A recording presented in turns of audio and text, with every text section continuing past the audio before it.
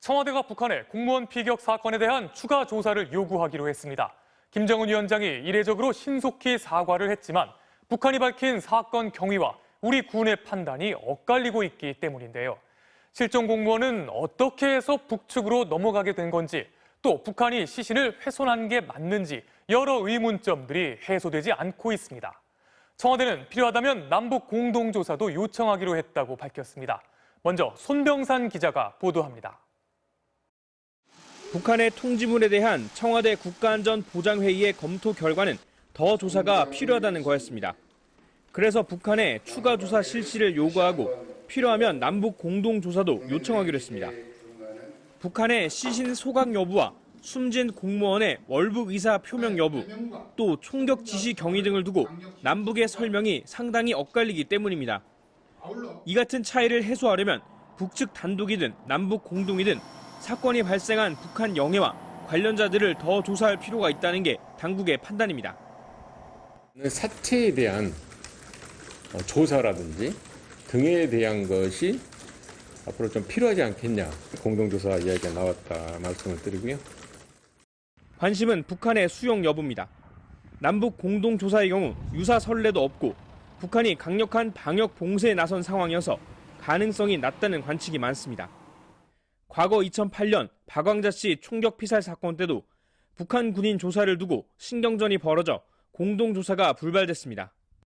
다만 북한이 통지문을 통해 재발 방지 의지를 밝힌 상황에서 자체 조사를 더 실시해 결과를 알려올 가능성은 배제할 수 없습니다.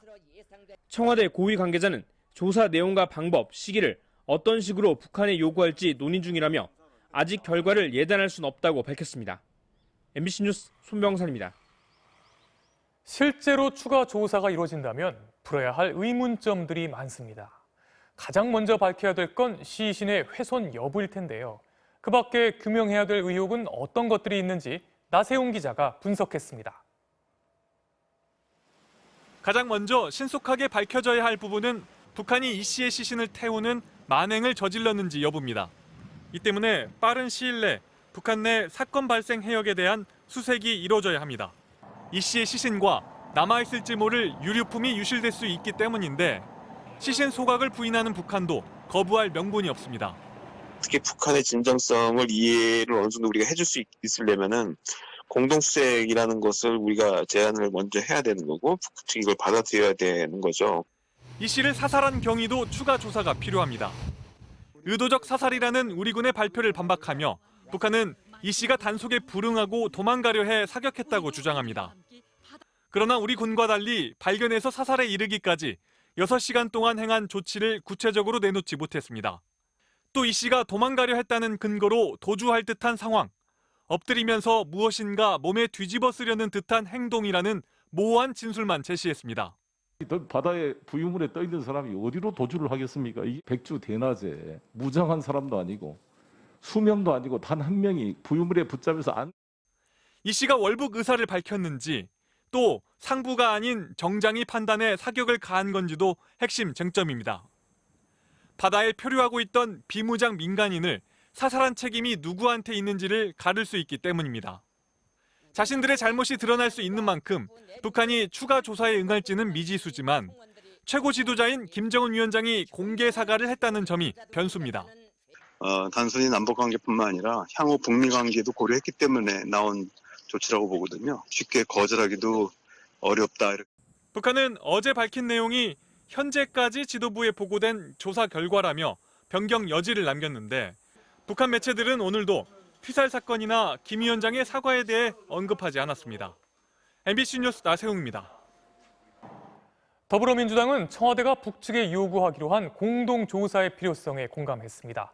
국회 차원의 대북 규탄 결의안에 대해선 북한이 사과와 함께 재발 방지를 언급하면서 한 발 물러서는 분위기입니다.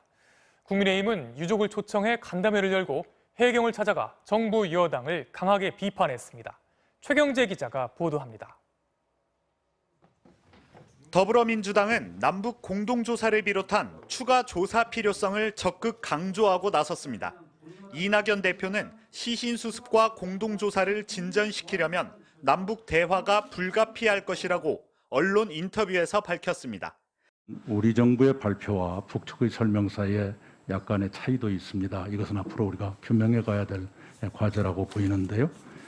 당초 북한의 사과와 진상규명, 재발 방지를 촉구했던 민주당은 사과와 재발 방지 문제는 비교적 해소된 것으로 평가하고 있습니다. 따라서 이제 진상규명에 집중하면 된다며 원래 추진하려 했던 국회 차원의 대북 규탄 결의안 등에는 신중해지는 분위기입니다. 국민의힘은 정부가 북한의 면피성 사과로 이번 사태를 덮으려 한다고 반발하면서 국제사회 차원의 대응을 주장했습니다. 문재인 정부가 시급히 할 일은 북한의 반인도적 범죄 행위 책임을 물어 국제형사재판소에 제소하고 유엔 안보리에도 회부하는 것일 겁니다. 당내에선 살인자가 사과했다고 감사하는 게 역겹다는 원색적인 비난까지 나온 가운데 일부 의원들은 해양경찰청을 찾아 자체 조사에 나서기도 했습니다. 국민의힘 초청으로 국회를 찾은 유가족은 이 씨의 월북 의혹을 강하게 부인하면서 시신 수습이 최우선이라고 강조했습니다. 어떤 중요한 내용보다 동생의 시신 수습이 중요하기 때문에 그 부분은 좀 간곡히 협조의 말씀을 드렸습니다. 여야 원내대표는 내일 국회에서 만나 국회 차원의 대응 방안 논의에 나설 예정이지만 긴급 현안 질의와 본회의 소집 등에 대해 입장차를 좁히기는 어려워 보입니다. MBC 뉴스 최경재입니다.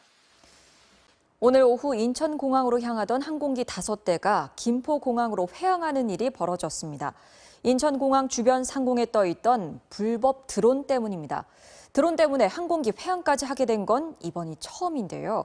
영국과 스페인 등에서는 드론 때문에 활주로가 폐쇄된 적도 있습니다. 이유경 기자가 취재했습니다. 오늘 낮 1시쯤 인천공항 주변에 드론이 떠 있는 사실이 드론 탐지 시스템에 포착됐습니다. 이 드론은 인천공항 바로 옆 운서동 상공에서 발견됐는데 인천공항 주변 9.3km 반경으로 드론을 띄우는 건 명백한 불법입니다. 드론을 포착한 인천공항 측은 즉시 공항 주변으로 오고 있던 비행기들의 안전을 위해 회항할 것을 알렸습니다. 드론이 새보다 빠르고 또 최근 대형화되기 때문에 상당히 큰 사고를 유발할 수 있는. 이 때문에 낮 1시 40분 인천공항으로 올 예정이던 프랑크푸르트발 아시아나항공 화물길 시작으로 3시까지 여객기 1대와 화물기 4대 등 모두 5대의 비행기가 잇따라 김포공항으로 기수를 돌렸습니다. 러시아 블라디보스톡에서 출발한 여객기 1대엔 승객 59명이 타고 있었는데 김포공항으로 회항했던 이들은 2시간여 뒤 인천공항으로 되돌아와 무사히 착륙했습니다. 비행기가 드론과 부딪힐 경우 날개 등이 파손돼 참사로 이어질 수 있는데 영국과 스페인 등 세계 주요 공항에선 드론 때문에 활주로가 폐쇄된 적도 있습니다. 지난해 베트남에서 우리나라 소속 여객기가 드론 추적 물체에 부딪혀 비상 착륙을 한 적이 있지만 국내 공항에서 드론 때문에 비행기 운항에 차질을 빚은 건 이번이 처음인데 누가 어떤 목적으로 드론을 날렸는진 아직 확인되지 않고 있습니다. MBC 뉴스 이유경입니다. 윤창호법이 시행되며 음주운전 처벌이 강화됐지만 음주운전은 오히려 늘었습니다. 코로나 감염 우려로 단속이 줄어들자 그 틈에 음주운전을 하는 겁니다. 게다가 음주운전을 해본 사람이 다시 음주운전을 하는 경우가 많은데요. 면허가 취소돼도 면허를 다시 취득하기가 너무 쉽습니다. 강나림 기자입니다. 무서운 속도로 달려와 가만히 신호를 기다리던 차량을 들이받고 신호를 무시한 채 질주하다 횡단보도를 건너는 사람을 칩니다. 모두 운전자가 술에 취해 낸 사고들입니다. 지난 9일 치킨 배달을 하던 50대 가장을 치어 숨지게 한 운전자도 만취 상태였습니다. 올해 코로나로 교통량은 줄었지만 음주운전으로 면허가 취소된 사람들은 크게 늘었습니다. 올 들어 8월까지 면허가 취소된 사람 가운데 음주운전 때문인 경우는 45%. 지난해 음주운전에 대한 처벌을 강화한 윤창호법 시행으로 37%까지 줄었다가 다시 늘어난 겁니다. 특히 취소된 면허를 다시 땄다가 또다시 음주운전을 해 적발된 비율이 14%, 7명에 1명꼴이었습니다. 우리나라는 아주 짧은 교육만 받으면 다시 취득을 할 수 있는 여건을 갖추고 있는데요. 음주운전 같은 경우는 상습성이 강하기 때문에 단기적인 처벌만으로는 해결이 어렵습니다. 우리나라는 음주운전으로 면허가 취소되더라도 결격 기간 내 최대 16시간 교육만 받으면 다시 딸 수 있습니다. 하지만 미국과 유럽에선 평균 1년, 길게는 5년간 재활교육이나 의료상담 등을 받아야 가능하고 음주운전 전력이 있는 사람의 차에는 측정기를 연결해 술을 마시면 아예 시동이 안 걸리게 하는 장치를 의무화하는 추세입니다. 전문가들은 음주운전자의 면허 재취득을 더 까다롭게 하고 시동 잠금 장치 도입도 적극 검토해야 한다고 입을 모으고 있습니다. MBC 뉴스 강나림입니다.